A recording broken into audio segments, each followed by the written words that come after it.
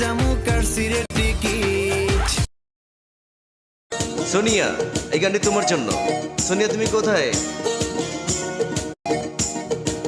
সোনিয়ার মিষ্টি হাসি। কোন কলমে লিখছো বিধি ভাগ্যটা বল। ভাবের বুঝি অভাব ছিল, তাই এমন প্রতি